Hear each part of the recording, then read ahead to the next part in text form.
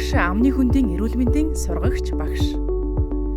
Монгол улсын эрүүл мэндийг дэмжих сангийн санхүүжилттэй цэцэрлэгийн багш амны хүндийн эрүүл мэндийн сургагч багш төслийн хүрээнд амны хүндийн эрүүл мэндийн боловсрол олгох цуврал хичээлийг бэлтгэн хүргэж байна. Сайн байцгаана уу? Энэ хичээлээр хүүхдийн амны хүндийн эрүүл мэндийг дэмжихэд хамгийн гол нөлөөлөх хүчин зүйл болох амны хүндийн эрүүл ахуйг сахих, орчин нөхцөлийг цэцэрлэгт хэрхэн бүтээн байгуулж болох тухай санал хүргүүлэхээр бэлтгэлээ. Монгол улсад хүүхэд 6 наснаас эхлэн сургууль элсэн суралцдаг. Иймд цэцэрлэг буюу сургуулийн өмнөх боловсролын байгууллагад 2-оос 5 настай хүүхэд хамрагдаж боловсрол эзэмшдэг. Монгол улсын 5 хүртэлх насны хүүхдийн тойм дүнг үндэсний статистикийн газрын тайлангаас авахад 1 насны хүүхэд 75,000 орчим байна.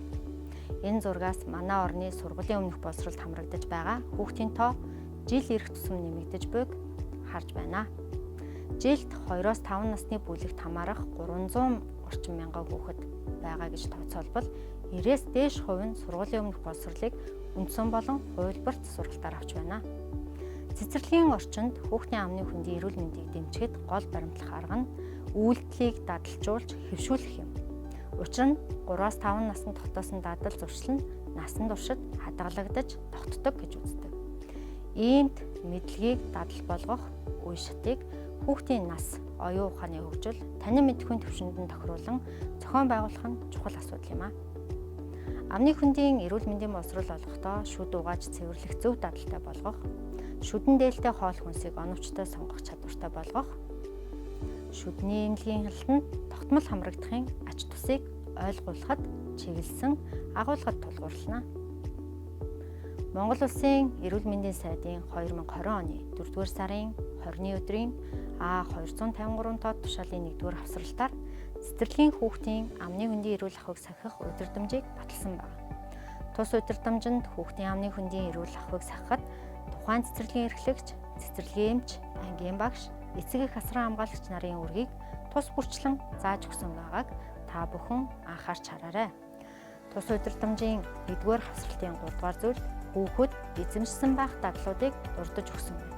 Тухайлбал шүд угаах булангаас өөрийн сойзыг таньж авах, буцааж байрлуулдаг болох, шүд угаахын өмнө шилэн аягны талаар ус хийж бэлдэх, шүд угаахдаа ус балгахгүй зөвхөн сойзыг дүүрж моргох, шүд угаагдсан хэсгийг хэлээрээ тэмтэрч шалгах, шүдний өнгөрийг бүрэн арилгасны дараа фтортой хэвлэх, хоол цайны дараа амтан эдсэний дараа унтахын өмнө шүд угаах дадалтай болох зэргийг дурдсан байна. 4-р зүйлд шүд угаах аргачлал байна. Энэ нь Монгол улсын хэмжээнд амны хүндийн эрүүл ахуйг сахих талаар гаргасан оновчтой удирдамж болсон гэж үзэж байна. Иймд та бүхэн 1-р багш хүн, 2-р эцэг эх асран хамгаалагчийн үүднээс танилцаж хэрэгжилтийг дэмжиж ажиллаарай. Дэлхийн хэмжээнд 3-р сарын 20-ны өдрийг амны хүндийн эрүүл мэндийн өдөр болгон тэмдэглэхээр Дэлхийн шүдний холбооноос 2013 онд санаачлан улс орон бүрт зохион байгуулж ирсэн.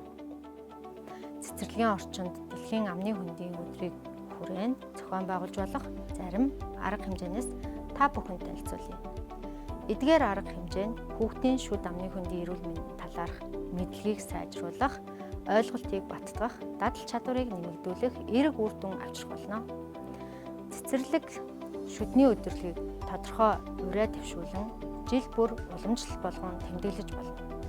Өдөрлөгийг улсын хэмжээнд, дүүргийн хэмжээнд, зөвхөн цэцэрлэг дотроо эцэг эх асран хамгаалагчдын хүрээнд, анги бүлгүүдийн дунд эсвэл зөвхөн ангийн хүүхдүүдийн дунд ч зохион байгуулах боломж байна. Шүд угаах уралдаанд тэмцээн зохион байгуулах. Энэ уралдааны гол үр дүн нь хүүхэд шүдийг үлдээлгүй бүрэн цэвэрлэх ёстойг ойлгох юм.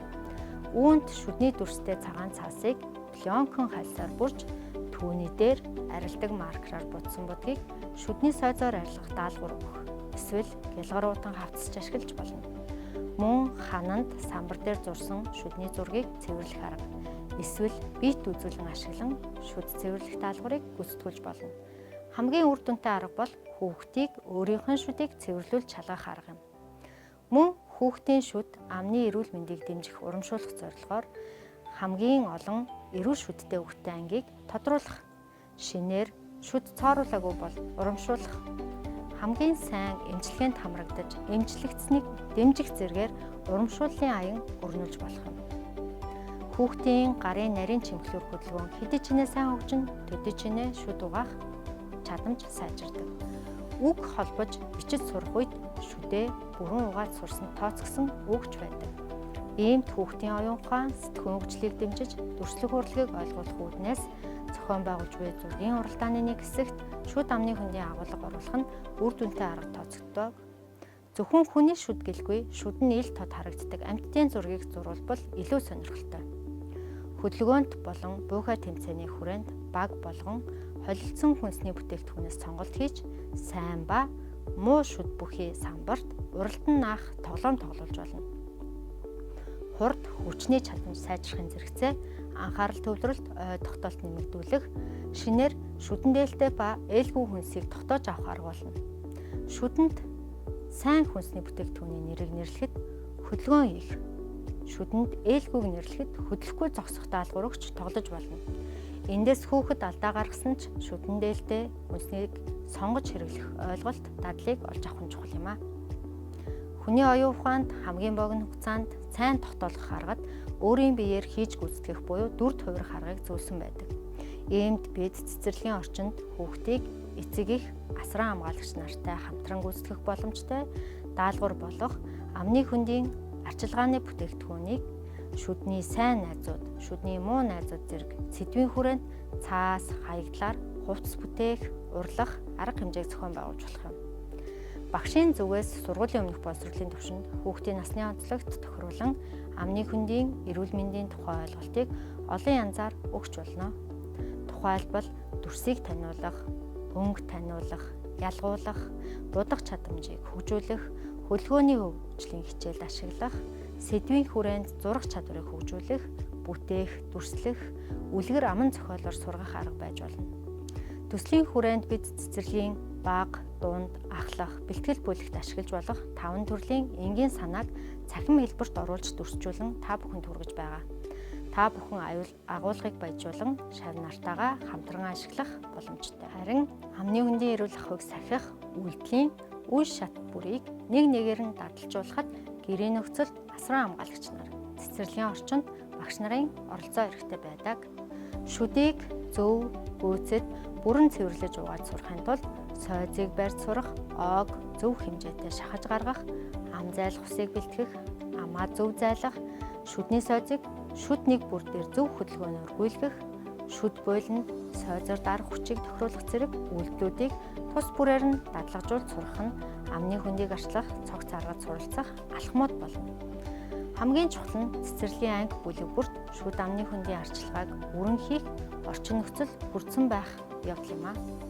Үүний тулд хүүхэд бүр өөрийн сойзтой, сойзоо таньдаг, бусадтай хуваалцдаггүй байх. Сойзоо өөрийн таних тэмдэг бүх айганд хадгалах, байрлуулах, тавиур шүүгээтэй байх. Шүд угаах орчин өрөө, ам зайлах усыг нулимх, нулимуур, сойзыг цэвэрлэх ус угаалтууртай байх. Цай хоолны дараа шүд угаах цагийг өдрийн төлөвлөгөөнд тусган цаг гаргаж зориулах. Ангидаа болон гэртээ шүд угаасан тэмдэглэл хөтлөх хуудсыг хэрэгжүүлэх. Хүүхдийн шүд угаалтыг хянах, зааварчлан зөвлөх мэдлэгтэй насанд хүрсэн хүмүүжүүлэгч заавал хажууд нь байх. Гэр бүл эцэг их асран хамгаалагчтай хамтран хүүхдийн эрүүл мэндийн төлөө ажиллахыг хичээцгээе. Өнөөдрийн хичээлээр цэцэрлэгийн орчинд амны хөндийн эрүүл мэндийг дэмжих зарим арга хэмжээг та бүхэнд танилцууллаа. Эрүүл ирээдүйг хамтдаа бүтээцгээе. Анхаарал хандуулсанд баярлалаа.